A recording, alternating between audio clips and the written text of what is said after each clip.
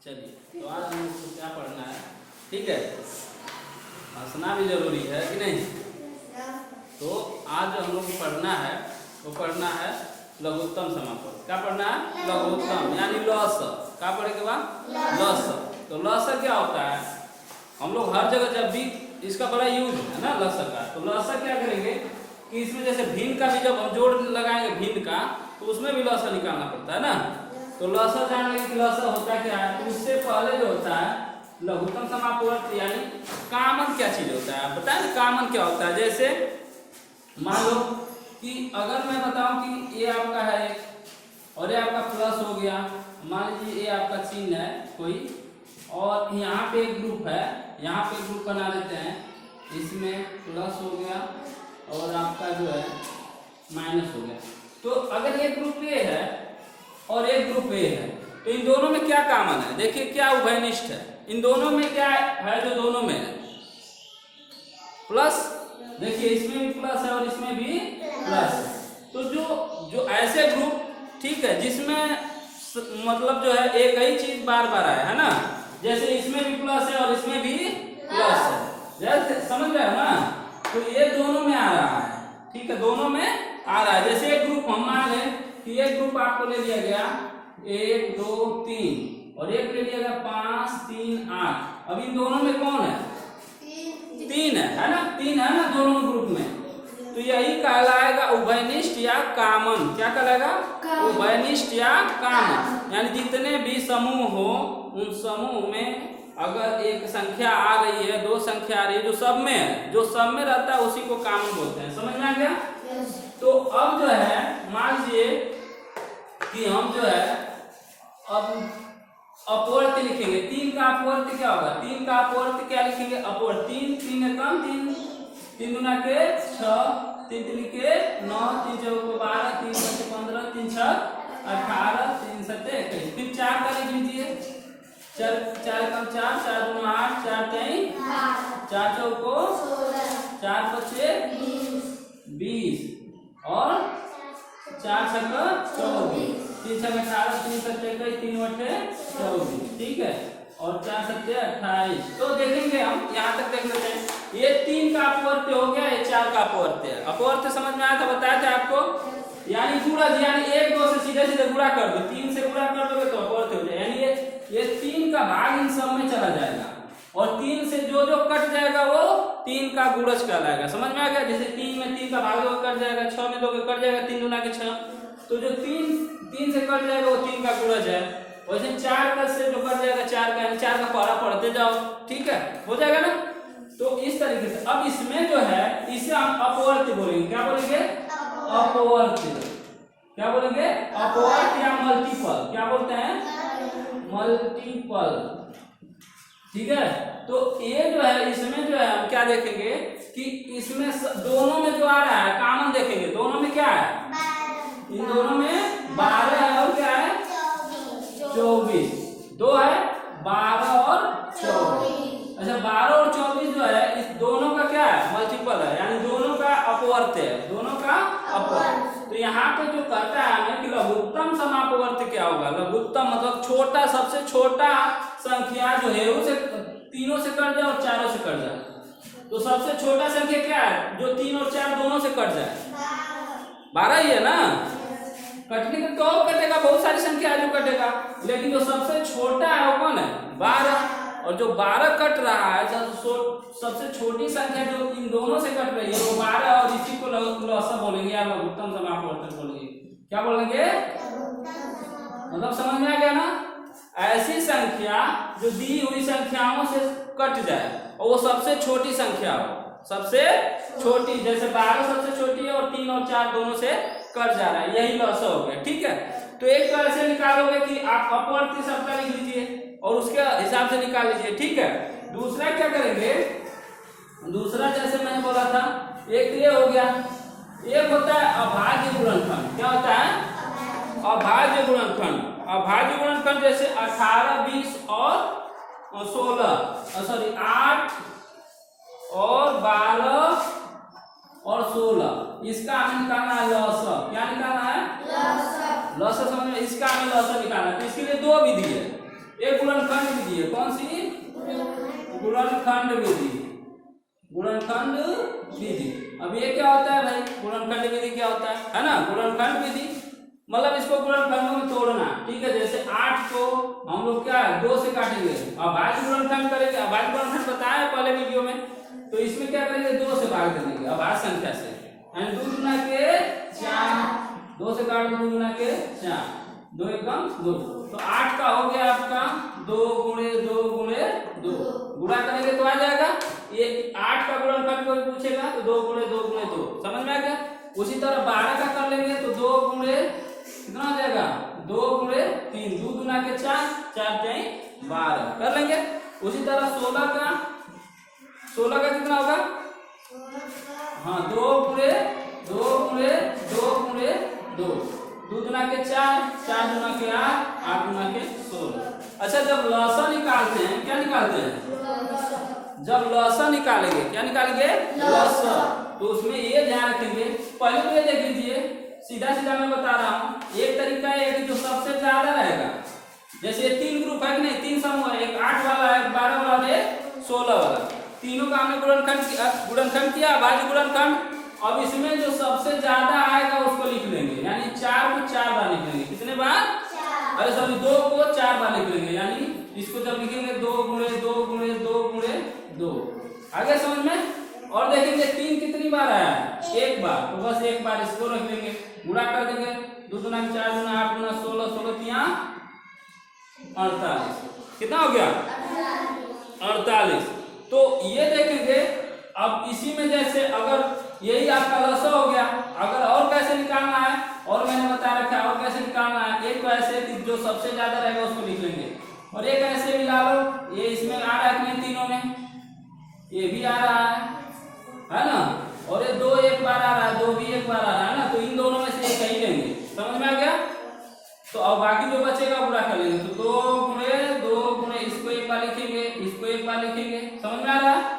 और उसके बाद इन दोनों में से एक बार लिखेंगे, और फिर 2 लिखेंगे, बच रहा है उसको भी लिखेंगे, और 3 लिखेंगे। देखिए वही चीज आ गया कि नहीं? तो गुणा कर लेंगे तो क्या होगा? 2 गुना के 4 गुना के 8 गुना के 16, 16 तिया 48। लसा आ गया, समझ में आ रहा है? तो इस तरीके से हम लसा निकाल लेंगे, ठीक है। कोई दिक्कत समझने में? तो ये एक तरीका ये भी हो गया, और एक तरीका क्या होगा वो तरीका मैं इसमें बता देता हूँ। मान लो किसी कक्षा के बच्चों को, है ना, मान लो आप ही की कक्षा हो गई, को 16, 24 अथवा 36 की टोलियों में बांटा जा सकता है। कितना कितना टोलियों में बांट सकते हैं? या तो 16 का समूह बना देंगे, या 24 का बना देंगे, या 36 का समूह बना देंगे, ठीक है ना। 36 का समूह मतलब 36 लोग एक समूह में रहेंगे। तो कम से कम कितनी कक्षा में बच्चे होने चाहिए कि वो समूह बन जाए, है ना। तो कम से कम कितने बच्चे होने चाहिए वो निकालने के लिए, जब कम से कम बोलेगा, कम से कम, तो आपको तुरंत लसा निकाल देना है। क्या निकाल देना है? लसा। और इसके लिए ये विधि और है भाग विधि, ये जो है 36। इस तरह गुणनखंड ऐसे कर लेंगे, ऐसे करेंगे और ऐसे करेंगे, ठीक है। अब इसको सबसे छोटी संख्या से पहले काटेंगे। पहले सबसे छोटी संख्या 2 है ना, तो 2 से काटेंगे। 2 से काटेंगे तो 2 का पारा पड़ेंगे कितने बार? 8 बार। 2 8 16। उसी तरह 2 का पारा इसमें भाग देंगे 24 में तो 12 आ जाएगा। फिर जो है 36 में भाग देंगे तो 18 आ गया। 18 गुना 36। फिर 2 से कटेगा कि नहीं कटेगा? कटेगा। फिर 6 हो जाएगा। फिर जो है 9 हो गया। 2 से भाग दीजिए। 2 से भाग देंगे 2 गुना के 4, 2 4 और 9 नहीं कटेगा, उसको उतार लेंगे। जो नहीं कटेगा उसको उतार लेना है वैसे ही, ठीक है।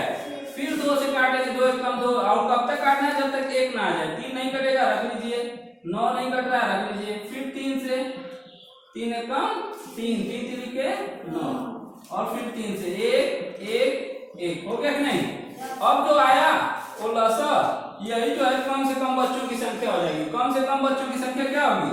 यही लसा जो निकाला है आप वही हो जाएगा, यानी कम से कम बच्चों की संख्या, कम से कम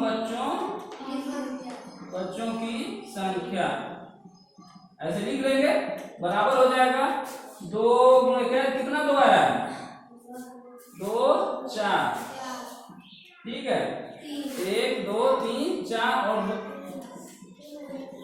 गुणा करने का तरीका बताया 2 गुना के 4 गुना के 8 गुना के 16 तिया 48 और 48 में 3 का गुणा कर देंगे तो आपका आ जाएगा 144। ठीक है, तो इस तरीके से कितने बच्चे होने चाहिए क्लास में? 144। तब हम जाके इन समूहों में बांट लेंगे, इन ग्रुपों में बांट लेंगे। ठीक है, तो इस तरीके से आप आसान तरीके से इसमें सब लगा सकते हो, है ना। इसी तरह लसन निकालना है, निकालोगे। अब जो है दूसरा क्वेश्चन है, दूसरा इसमें क्या था ना, हाँ ऐसे ही लगाना है आपको। ठीक है, कॉपी में ऐसे ही लगाना है। ठीक है, हाँ फेयर कॉपी जब बनाई तो ऐसे लगाइए। दूसरा जो क्वेश्चन है वो कह रहा है 3 अंकों की छोटी से छोटी संख्या बताओ। अभी देखो इसमें छोटी से छोटी पूछ दिया, तो छोटी संख्या बताओ जो 4, 8, 16 से पूरी बन जाए। यानी 4, 8 और 16, 4, 8 और 16 से कट जाए। यानी इन तीनों संख्या से कटनी चाहिए। कोई ऐसी संख्या हो जो इन तीनों से कट जाए तो हम इसका लसन निकालेंगे। जब आपसे पूछेगा कि इन सबसे कट जाए तो आप लसन निकाल लीजिए। किससे काटेंगे? पहले 2 से 2 गुना के 2 चौको 2 अट्ठे, फिर 2 से कटेगा 2 एक कम 2 गुना के 4 और 2 चौको 8, फिर 2 से कटेगा 2 एक कम 1 हो गया, 2 एक कम 2 गुना 4 हो गया कि नहीं? कट जा रहा है, कट गया। तो यहाँ पे इसका गुणा कर लेंगे, कितना आ रहा है? कितना? यही था ना, 2 4 8 16। ठीक है, तो कितना आ रहा है? 2 गुणे 2 गुणे 2 गुणे 2 गुणा करेंगे 2 गुना 4 गुना के 8 गुना के 16। कितना आ रहा है इसका बस? 16। अब हमें क्या करना है कि 3 अंकों की छोटी छोटी संख्या, 3 अंकों की छोटी छोटी संख्या, यानी 16 में। अब देखो जो 16 से संख्या कटेगी वो जो है इन तीनों से कटेगी। 4 से भी कट जाएगी, 8 से भी कट जाएगी और 16 से भी, क्योंकि इनका लसन 16 आ गया। तो 16 में हम पूरा करेंगे। 16 गुना 32, 16 तिया 48, 16 चौको 64, 16 पच्चे 80, 16 छठा 96, 16 सत्ते 112। 3 अंक की संख्या कब आ रही है? 96 के बाद 3 अंक हो जा रहा है कि नहीं? 112। तो 16 में जब हम 7 का गुणा किए हैं तो 112 और 3 अंक है कि नहीं? 1 2 3 अंक, यानी 3 अंकों की सबसे छोटी संख्या जो 4, 8 और 16 से कट जाएगी वो होगी 112। समझ में आ गया?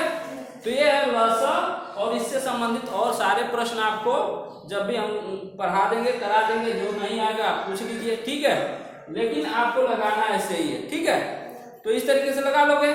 एक चीज और चीज थोड़ा सा है, एक थोड़ा सा देख लेते हैं कि मतलब 2 से कटने वाली संख्या, 2 से विभाजित होने वाली संख्या, 2 से कौन कौन संख्या कट जाती है? तो वो संख्या जैसे आपका जिन संख्याओं के इकाई के स्थान पे, किसके स्थान पे? इकाई के स्थान पे क्या आ जाए? 0 आ जाए, 2 आ जाए, 4 आ जाए, 6 आ जाए, 8 आ जाए, तो वो संख्या किससे कट जाएगी? 2 से।